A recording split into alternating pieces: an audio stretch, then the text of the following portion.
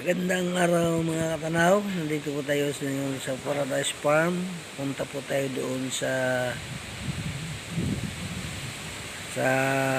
gagawing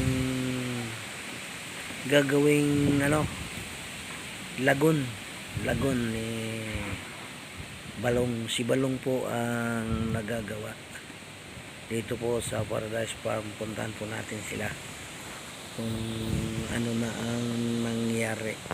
Tayo po mga katanaw, samahan niyo po ako.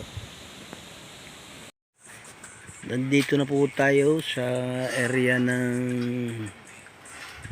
ay balong na ginagawa. Naggagawa na po sila ng mga bakal.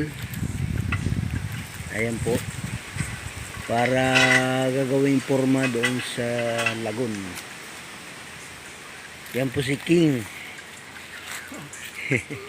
Ano to yung mga King? Hindi, painita ko lang sila para magkape daw sila Magkakape? Yun lang meron nila, kape.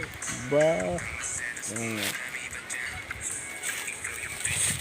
Tanto natin dito sa area ng gagawa ng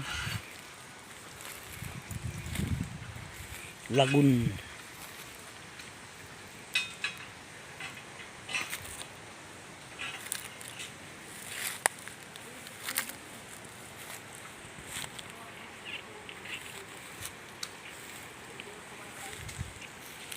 Yan po. Yan po ang gagawa ng lagun sa mga nibalong. Malalim po yan.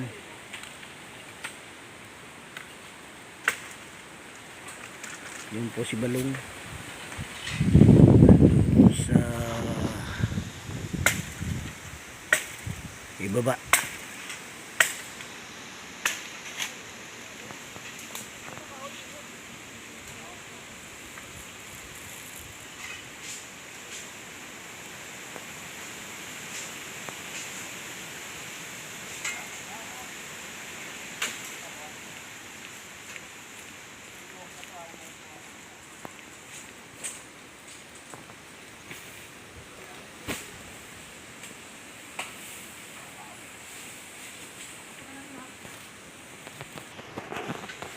Yan po sila. Yan po ang luwang. Ang luwang po nila dyan sa ilalim.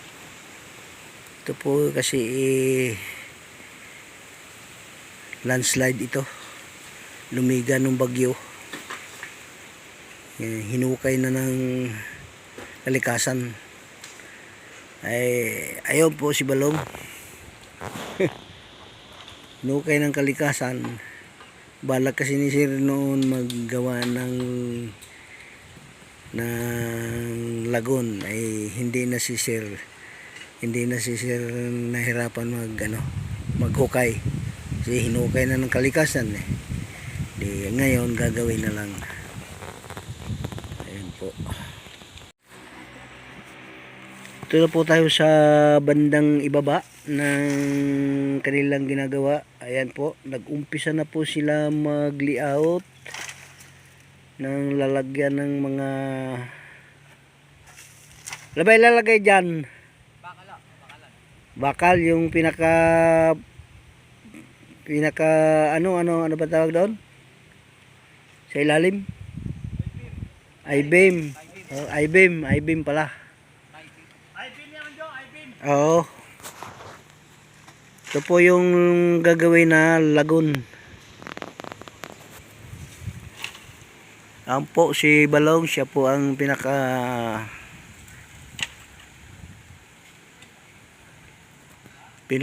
contractor po ito sa lagun na ito. Malaki-laki po ito. Malaki-laking gawain talaga.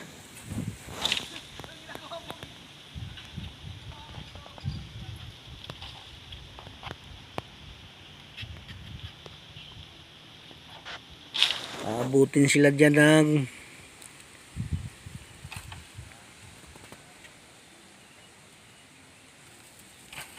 hindi naman abutin ng isang taon. Hindi abutin ng isang taon.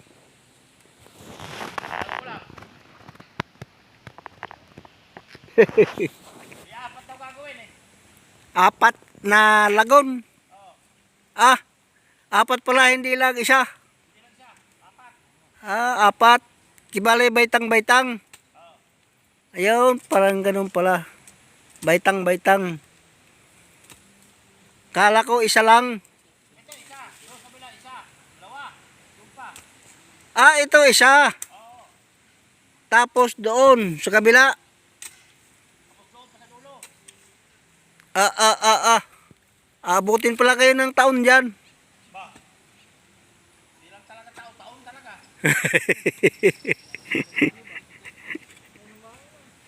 Taon talaga ang abutin nyo dyan. Tubig talaga ang kailangan, ano? Tubig para sa halaman. Oo, tubig nga. Dapat talaga may patubig. Yun. Oo. Kasi pag sahod ulan laang, hindi rin pagkatag init, wala na. Oo. Dapat talaga may patubig. Ayan po ang lingwahe na Mang Balong. Dapat talaga may patubig. Kasi pagka aasalan tayo sa ulan, sahod ulan, wala din. Kasi pag tag-init, mauubos na rin yung tubig. Yan po mga trabaho dito. Kahit mainit, banat po sila. Yan.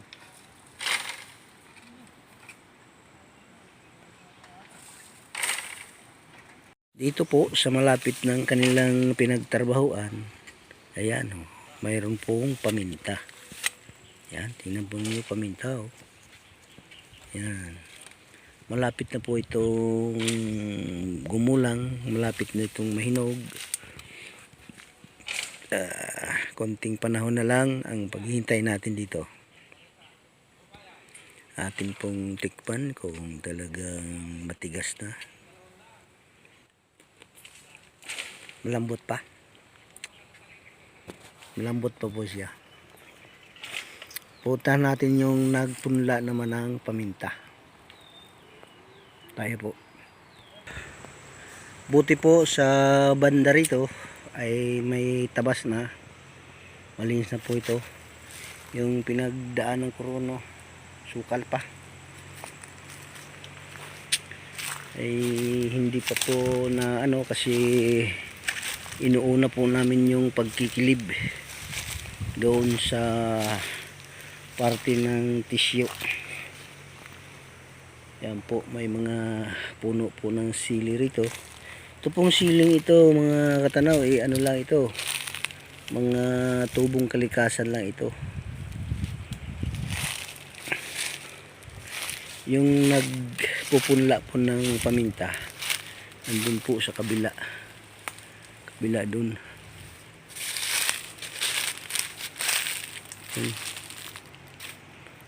Doon sila banda. Punta po tayo. Atin pong puntahan sila. Nandun po sa kabila.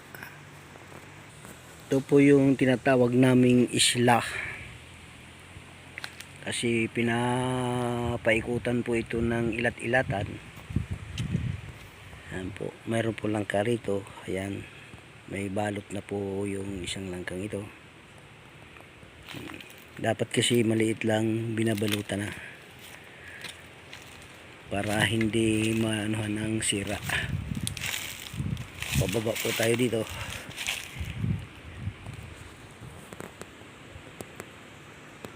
Patawid tayo doon sa kabilang yun.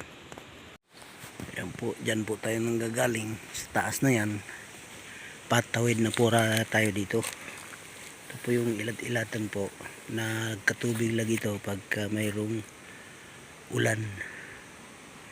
Patawid tayo doon. Aakyat tayo. Nandun po yung nagpupunla ng paminta.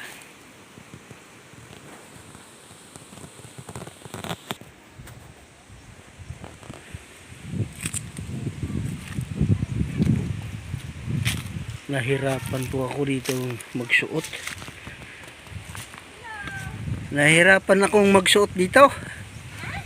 Pasuot-suot dyan sa sukalan. Ito po yung dalawang mga gandang binibini. Sila po ang nagpupunla ng paminta. Ngayon lang po sila uli nakapagpunla kasi inuuna namin yung pag-alis ng plastic sa karton. Yan, ganyan po. Minimix po namin yung lupang banlik saka yung dating may lupa na may pataba ng kambing. Yan po si Emily. Hi, hello. Yan, at si Pilipina. Philippines is the Philippines. May ilan na ba may ilan na yan, Mili? May ilan na? 500 plus na? Pagka na 400, ano po? Yes po. 400, ano na po yung amin na tanim ng isang, nung kami tumigil, 445.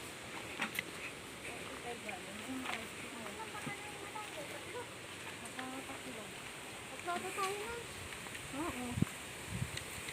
500 na yan. Ah? Ito yung luma, ano? Ito yung ano, yung mga bago. Ano ang bago yan? Ah, yan ang bago. Ito po yung luma na yung nasulay na po. Tingnan nyo. Oo. Ang kanyang buntot. Mahaba ng buntot. Ito po, may buntot. Yun. Buntot. Ha?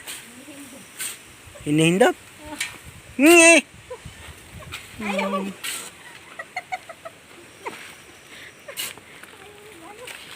Ayaw magbigay ng daan. Nga eh. Ayaw magbigay ng daan eh. Ito po yung mga bago. Yan. Mga buhay pa naman tangkay, ano? Opo, yung mga patay po, Ah. akin na lang po palitan ulit. Ah. Luwa mura yata yung iba. Dulo. Medyo dulo, ano? Dapat talaga tanim agad. Wala dapat, opo, bago po. Dapat tanim agad tapos basain agad ng tubig. Opo, basta na nga po, ito kaso lang po, ito pula city pala siya. Mayroon ng tubig. Kanina, mayroon na. Nung magdilig ako ng lansones, Mm. pagkatapos ko magdilig, namatay na naman, nawala na naman. Ay di siguro ngayon eh mayroon na uli. Ano? Nakaipon na ulit. Ay po na yan Ano uli. po ulit yun? Doon na ulit, hanggang doon po. Oh. Ba't hindi pa linis yun? Ay, hindi ko po alam. Nagtumuloy na po ulit. Muloy na ba uli yan? Ay di kundi tabasan mo yan. Sandaan po yun eh. Mm.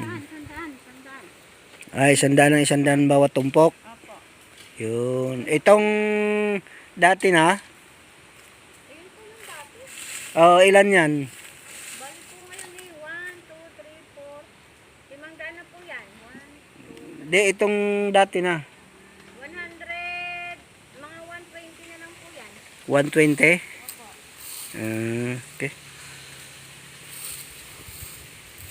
Patagin mo muna yan dyan. Patagin mo paglalagyan para